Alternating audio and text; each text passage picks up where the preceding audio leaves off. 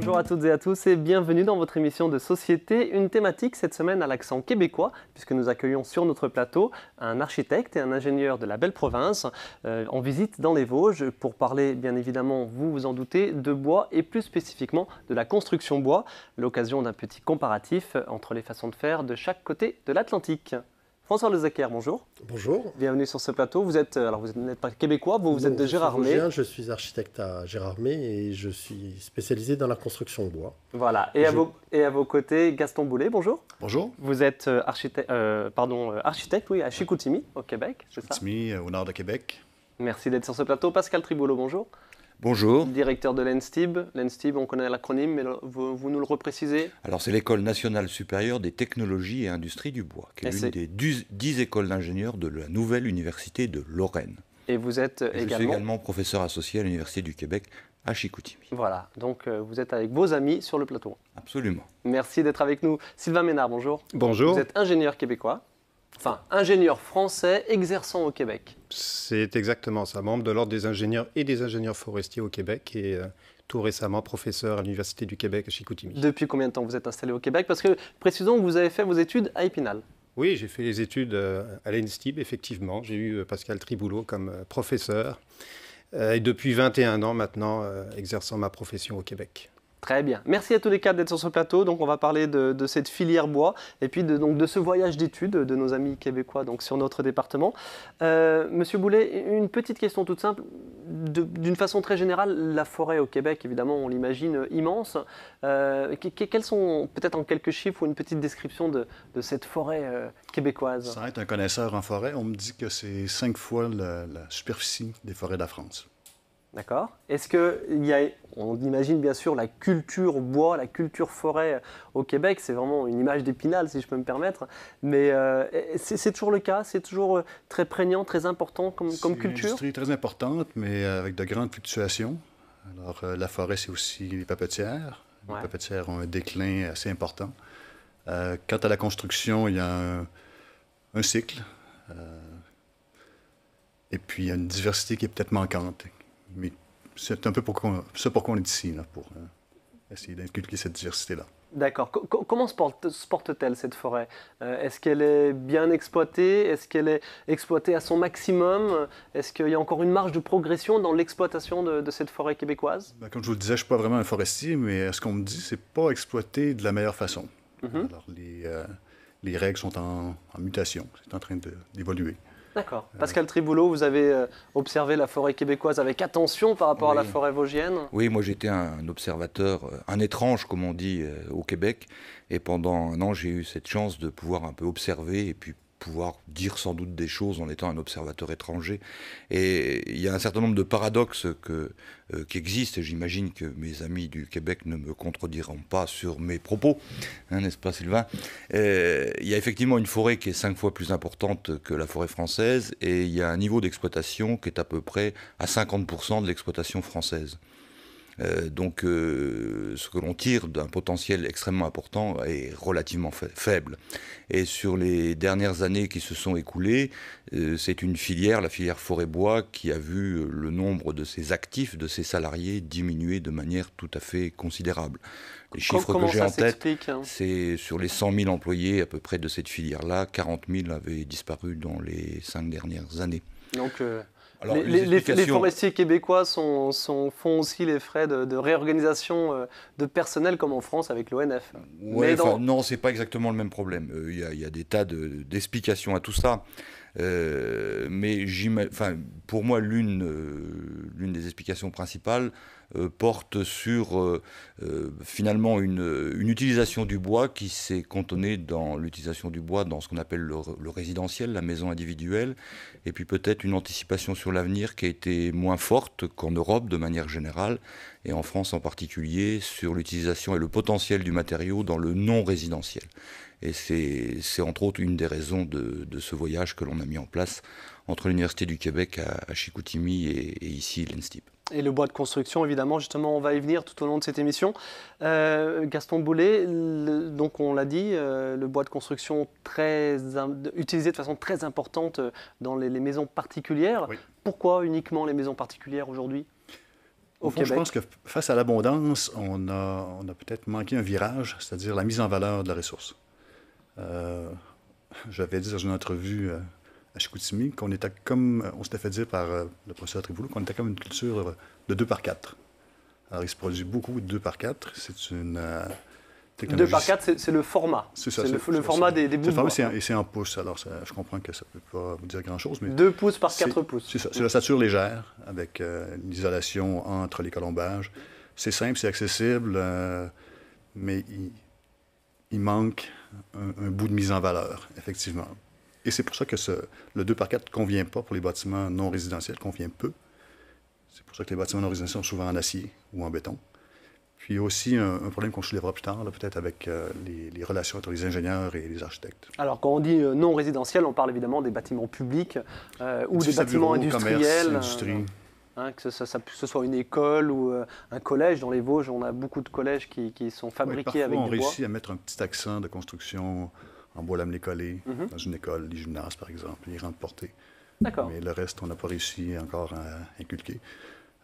Faute d'industriels qui le faisaient aussi, mais ça s'en vient. François Lozecker, c'est vraiment une différence dans les mentalités très importante, sachant qu'évidemment, en France, on est loin des 90% de maisons à ossature bois. 90% des maisons qui sont construites sont des maisons à ossature bois au Québec. En France, on en est loin. Mais... Oui, ce n'est pas le cas en France. Par contre, et sur les Vosges notamment ou d'autres régions en France, le bois était valorisé dans les bâtiments publics. Alors ça peut être des écoles, comme on le signalait, ça peut être aussi des bâtiments tertiaires, ou des logements de grande hauteur, des logements sociaux notamment, où le bois et l'avancée des technologies, notamment grâce aux écoles d'ingénieurs, nous ont permis maintenant de construire des bâtiments de plusieurs niveaux et d'avoir des performances thermiques en même temps qui sont exceptionnelles.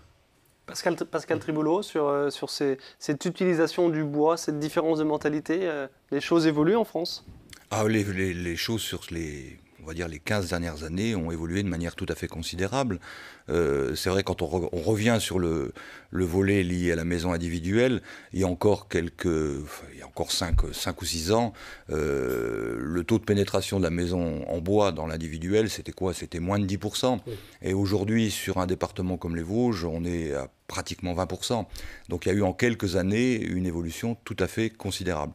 Mais à mon sens, ce qui tire toute la filière, c'est toute l'ingénierie, c'est toute l'innovation qu'on peut apporter aux composants du bâtiment.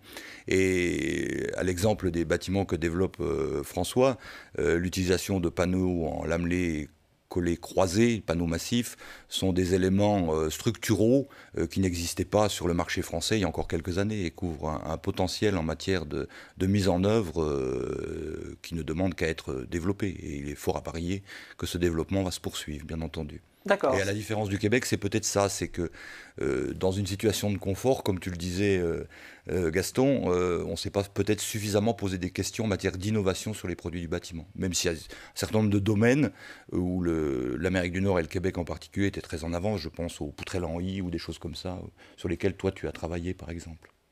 Sylvain Ménard? Je dirais peut-être pour compléter que la forêt est aussi à 90% publique au Québec, contrairement à en France où elle est à 70% privée. Donc le système de gestion de la forêt est très très différent. Il y a de plus en plus d'année en année de réduction de droits de coupe et d'aires protégées. D'accord. Donc à partir de la forêt, vraiment toute la chaîne de valeur du bois est traitée de manière très très différente. Moi quand je suis arrivé au Québec il y a une vingtaine d'années, c'était essentiellement une profession d'ingénieur forestier. Les ingénieurs en sciences du bois, on va les appeler comme ça, c'était une denrée qui commençait à se créer, mais qui était relativement rare.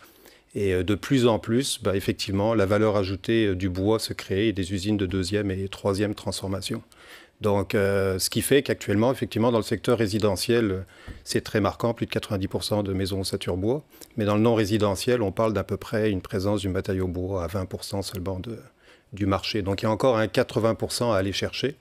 Et c'est d'ailleurs l'objet de cette mission, un groupe d'ingénieurs et d'architectes, d'aller chercher certaines manières de faire pour aller chercher davantage de parts pour le matériau bois dans le non résidentiel. Alors le non résidentiel, on va justement voir en image un exemple sur notre département. C'est la halte garderie de Tendon que vous connaissez tous. C'est une halte garderie qui est sortie de terre donc là en début d'année. On va la voir en image et la spécificité de cette construction, Pascal Triboulot, dites-moi si je me trompe, c'est bien évidemment d'avoir utilisé du bois local. C'est l'exemple à suivre, cette construction. Bon, moi, je ne suis pas un fanatique complet de cette idée de filière courte, de bois local. Je pense que pendant qu'on se chicane tous à essayer de dire que notre bois dans notre cour est meilleur que celui du voisin, les autres filières matériaux, que ce soit dans le domaine du béton ou de l'acier, se frottent les mains et se disent que les gens du bois sont en train un petit peu de perdre leur temps. Mais ce qu'il y a d'extrêmement intéressant dans l'exemple de Tendon, c'est d'introduire dans les systèmes constructifs une essence qui n'avait pas vocation à être utilisée dans le domaine du bâti, et en particulier l'utilisation du hêtre. Le hêtre, c'est presque par définition une essence qui est très spécifique dans le domaine de l'ameublement. C'est une essence qui n'a pas des caractéristiques de durabilité, entre autres, pour être utilisée dans le domaine du bâti. Et là, l'expérimentation qui a été montée prouve le contraire. Et c'est très intéressant parce que la pression sur les résineux en Europe et en France, et en particulier, est très importante. Et on sait très bien qu'on a un vrai problème dans l'utilisation des feuillus. Donc, faire la démonstration qu'on peut, avec des essences locales, mais peu importe qu'elles soient locales ou pas locales, mais qu'on peut avec du hêtre... En tout cas, des essences autres que celles utilisées habituellement. Que l'on peut avec du hêtre faire des bâtiments et de la construction, ça c'est quelque chose d'intéressant. Et oui, je crois qu'on peut dire que cet exemple-là, qui est un exemple vosgien, et en tout état de cause en France, un véritable... c'est une première, c'est un démonstrateur, incontestablement.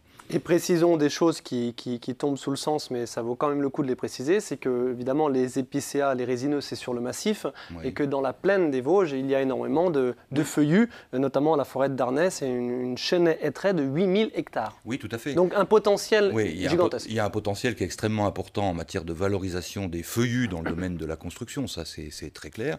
Et là encore, il y a beaucoup de choses à apprendre, à mettre en œuvre pour valoriser cette ressource-là qui aujourd'hui peine à trouver des débouchés, entre autres dans le secteur de l'ameublement, parce qu'on sait pertinemment que c'est un secteur à fort potentiel de délocalisation. Gaston Boulet, qu'est-ce que vous inspire les images qu'on vient de voir, ce bâtiment, cette halte garderie fabriquée, donc, je schématise un petit peu, avec des poteaux-poutres en feuillus? Ça pourrait être fait chez nous. Justement, c'est ce qu'on vient voir ici, voir jusqu'où on peut aller avec ça. Je parlais tout à l'heure d'obstacles, par exemple, et puis je vais en parler un petit peu maintenant. Nous, la réglementation est un frein, un peu, au développement des bâtiments non résidentiels en bois, parce qu'on est comme condamné à ne pas dépasser 3 étages en bois. Sauf que depuis 2010, le Code national, ce qui est la réglementation applicable, est maintenant en 2 volets. Alors, il y a le Code avec chaque article et chaque prescription, et il y a un Code par objectif. Alors, si on démontre qu'on peut répondre aux objectifs qui étaient visés par les spécifications originales, notre projet peut être accepté. Donc, il y a une réussite à Québec, le bâtiment Fondation, qui est un isobureau de 6 étages en bois, que tout le monde connaît, que tout le monde qui veut faire un peu de développement de bois cite en exemple, et puis qui défie un peu la réglementation, mais qui y répond parfaitement, puisqu'ils ont répondu aux objectifs d'affaires. Le deuxième obstacle chez nous, c'est justement la connaissance du matériel. Nos ingénieurs sont formés pour designer des structures d'acier, des structures de béton, mais en bois, il y a une petite problématique. Il y a un manque de formation. Je pense qu'il reconnaîtrait sans peine s'il devait travailler à ce que ça s'améliore, travaille fort. Pascal est venu nous dire, écoutez, nous, on a une école pour ça, venez nous voir, on va en former, on formera des formateurs qui viendront chez vous. Alors, quand ça sera passé, je pense qu'on a devant nous une belle filière à développer. D'accord. Un bel exemple. Et d'autant plus, dites-moi si je me trompe, j'ai trouvé ce chiffre qu'un des objectifs édictés par le gouvernement du Québec, c'est qu'au moins 30% des édifices non résidentiels soient construits en bois. Expliquez-nous ce chiffre. C'est vraiment un objectif, 30%. Les politiciens ont toujours un discours tendance. Alors, c'est un objectif, mais les moyens qu'ils mettent en place pour l'atteindre m'apparaissent un peu contradictoires. D'accord. Et on l'a bien compris, notamment en termes de formation, en termes de matière grise, à même de faire ça. En termes de commandes et de programmes, alors un bâtiment public qui serait financé par le gouvernement n'a pas toujours, dans l'énoncé du programme, l'obligation ou l'incitation forte à utiliser une structure de bois. D'accord. ce qui fait qu'il y a contradiction un peu dans le discours. Mais c'est un objectif qui est énoncé, qui est public, qui est publié. C'est à nous de le rappeler, peut-être. Ben, vous ne vous gênerez pas, j'imagine. Non, je vais faire tout ce que je peux. François Lezecker, qu'est-ce que vous pensez de cette prise en main, j'allais dire, de cette problématique au Québec? On n'a pas en image, on n'a pas le bâtiment que vous avez construit à Saint-Dié-des-Vosges, mais vous avez construit un immeuble, vous avez été l'architecte d'un immeuble avec des poteaux-poutres en bois sur combien d'étages? Sur 5 niveaux en bois. 5 niveaux, oui. C'est une petite révolution. Non, ce n'est pas une révolution, il y en a eu d'autres avant.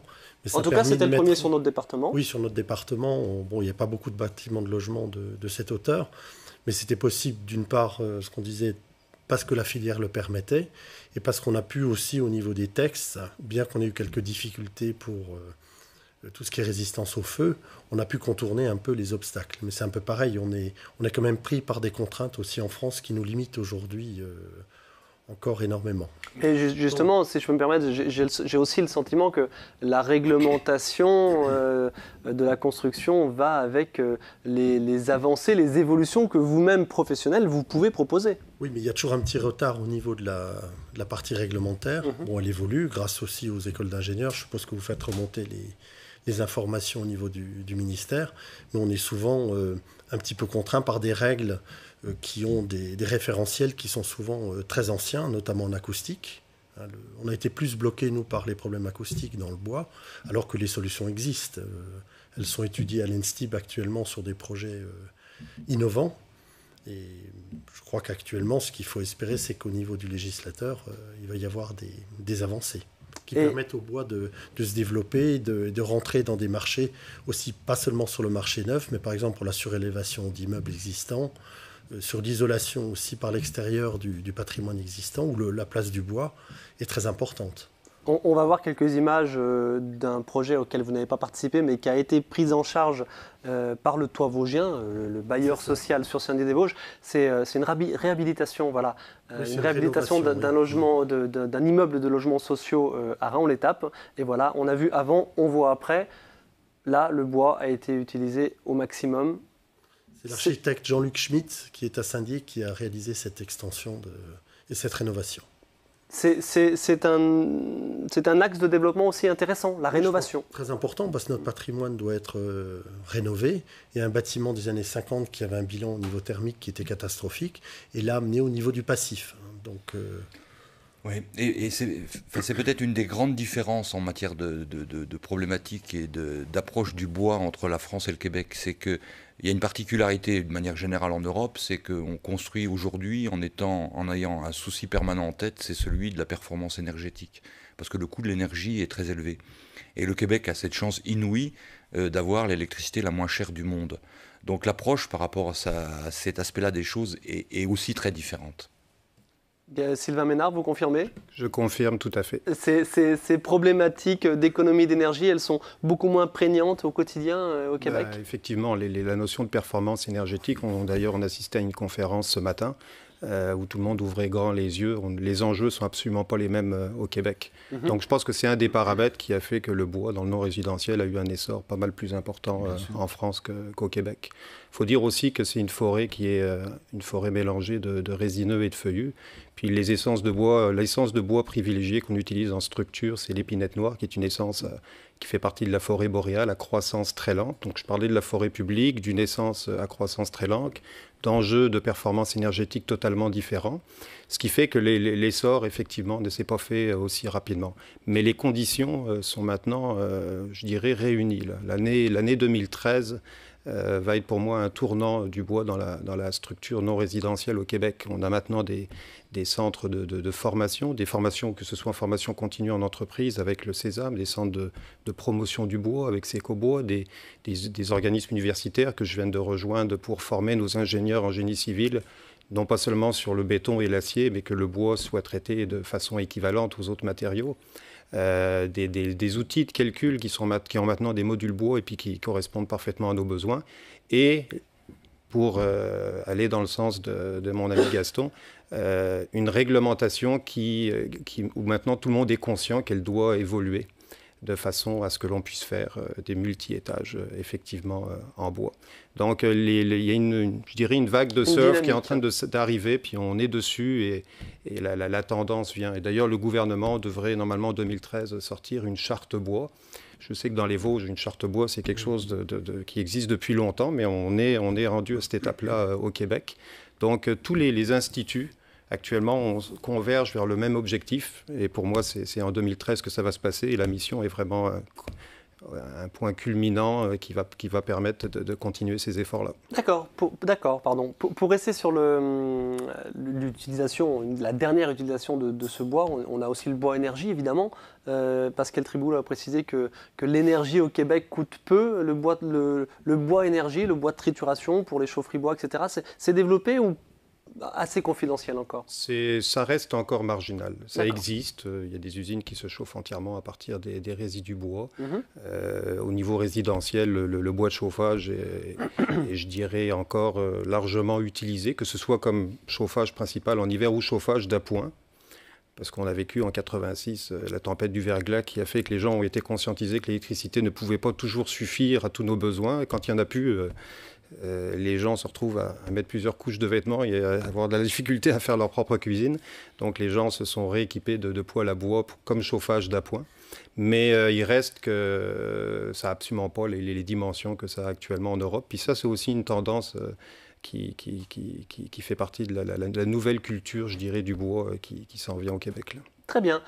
Peut-être une dernière différence qu'on va évoquer entre le Québec et les Vosges, c'est tout simplement le travail entre architectes et ingénieurs. Vous êtes sur le plateau de 2 architectes, 2 ingénieurs. Gaston Boulet, est-ce qu'au Québec, les architectes et les ingénieurs travaillent de concert, vraiment main dans la main pour élaborer des projets? Au regard de votre moue. Il y a une problématique. Effectivement, au niveau structure, premièrement, le bois ne fait pas toujours partie de l'équation. L'acier et le béton arrivent souvent sur la table, même si l'architecte dit on pourrait le faire en bois, on pourrait le faire en bois, on devrait le faire en bois. L'ingénieur est souvent le pied sur le frein, pour le dire poliment. Il y a l'invocation des coûts aussi, où la preuve n'est pas encore faite, n'est pas documentée, que le bois est compétitif au niveau coût à ce qu'est l'acier.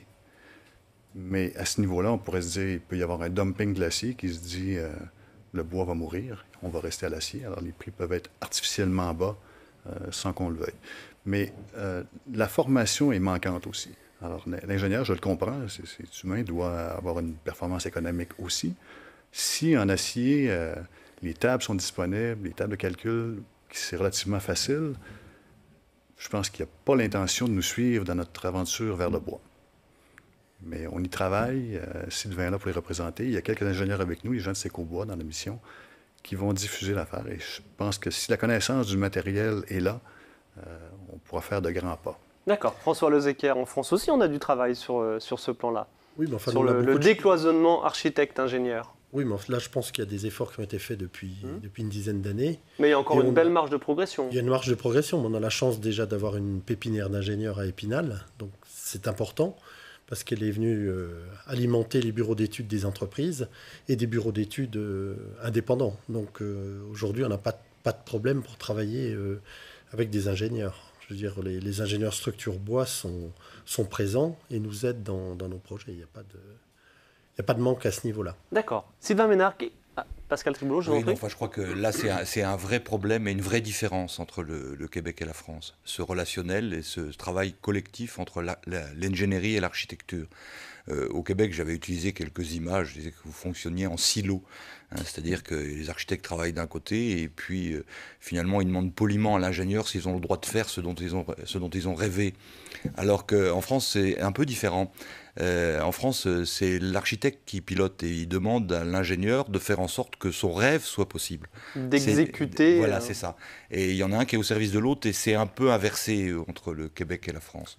L'ingénieur est directement au service du client et nous aussi. C'est 2 mandats parallèles. En silo, l'exemple est bon. Et si l'ingénieur invoque que pour sa spécialité, ça va s'avérer plus coûteux, Le propriétaire l'entend et se retourne vers l'architecte. Il dit, pourquoi tu tiens absolument? Il faut faire un exercice de vente, nous, qui dépasse ce que vous avez à faire ici, je crois. Et un architecte en France s'entoure de l'équipe d'ingénierie qu'il souhaite utiliser. Et cette équipe d'ingénierie ne lui est pas imposée par le maître d'ouvrage. Voilà. Alors qu'au Québec, l'équipe d'ingénierie est imposée par le maître d'ouvrage. Donc ça crée un relationnel très différent. Et ça explique beaucoup de choses sur la difficulté que le bois a à prendre sa place au Québec. Parce que tous ces ingénieurs ont été formés sur l'acier et le béton, mais encore de manière très marginale sur le bois. Sauf à l'Université du Québec à Chicoutimi, où pour la première fois, et j'en suis un petit peu responsable, on a introduit des cours obligatoires sur le bois dans le cursus de formation des ingénieurs en génie civil. D'accord, la patte Tribouleau à l'Université du Québec. Bien présente. Sylvain Ménard, qu'est-ce que, j'allais dire, après quelques jours déjà de visite, et puis la visite va se poursuivre jusqu'à la fin de la semaine, qu'est-ce que vous pensez tirer comme enseignement, autre que seulement avoir vu concrètement des réalisations de bâtiments publics ou collectifs, comme on les a vus en image tout à l'heure? Peut-être pour faire la transition du débat qui vient d'y avoir, je dirais qu'on a une belle brochette d'architectes et d'ingénieurs qui voyagent ensemble, qui travaillent ensemble, qui partagent des intérêts ensemble. Puis c'est exceptionnel, je pense, d'avoir cette occasion-là de se retrouver ensemble. D'ailleurs, avec Gaston, on ne se connaissait même pas. Et pourtant, c'est vrai que je viens d'arriver dans la région du Saguenay. Mais il y a un langage de communication aussi qui n'est pas le même entre les ingénieurs et les architectes. Et d'ailleurs, mon premier cours, même si j'enseigne l'ingénierie du bois, a été complètement consacré à l'architecture en bois, justement pour que ce travail d'équipe, il faut déjà en fixer les fondements dès le début de la formation des étudiants. Ici, à l'ENSTIB, il y a un master qui vient réunir les ingénieurs et les architectes, où on leur donne un langage commun et ils se retrouvent déjà au niveau de leur formation ensemble à travailler. D'accord. Pascal Tribouleau, très rapidement, qu'est-ce que de tels échanges, de tels voyages d'études peuvent apporter à l'ENSTIB, au Vosges, j'allais dire au marché français de la construction bois? Je crois qu'il faut être fier de ce qu'on fait dans les Vosges. Si nos amis du Québec viennent voir, et ce ne sont pas les premiers, je me rappelle de la visite de Denis Lebel, qui est ministre d'État du Canada aujourd'hui, qui était venu un peu avant que je ne parte au Québec. C'était en 2010. En 2010, qui m'a dit, voilà, ce dont on a besoin au Québec, c'est ce que tu as fait à Épinal. Donc on a un modèle exportable. On a effectivement collaboré avec nos amis du Québec pour expliquer 2-3 choses et puis être fier de ce qu'on a fait. Et toute l'économie liée autour de la connaissance, ça fait partie des modèles économiques qui sont transposables et on travaille bien évidemment à ça. Avec pourquoi pas, c'est synonyme aussi de création d'emplois, pourquoi pas sur Épinal, pour développer cette ingénierie. Là aujourd'hui, j'aurais un petit peu de mal à chiffrer le nombre d'emplois qui vont résulter de la visite d'une semaine de nos amis du Québec. Certes. Faut peut-être pas trop m'en demander, mais il est clair que c'est la multiplication de ces échanges qui fait l'enrichissement collectif. Et autant les expériences telles qu'elles sont décrites par nos amis du Québec peuvent servir à notre propre réflexion pour améliorer les choses, pour les améliorer encore. Sur la performance énergétique, le Québec fait des choses très très bien. Bon, pas avec la même approche parce que la problématique de l'énergie n'est pas la même, mais on a à apprendre aussi. Donc on a un enrichissement mutuel qui ne peut que tirer vers le haut l'ensemble de nos deux pays. Si je dis pays pour le Québec, personne n'est fâché, surtout quand on vient du Saguenay-Lac-Saint-Jean. C'est dit. Merci à tous les quatre de votre participation à cette émission. Bon séjour, messieurs les Québécois, enfin franco-québécois maintenant. Merci. Bonne continuation, merci beaucoup. Merci. Merci à vous de votre attention. On se retrouve la semaine prochaine pour une nouvelle thématique. À très bientôt.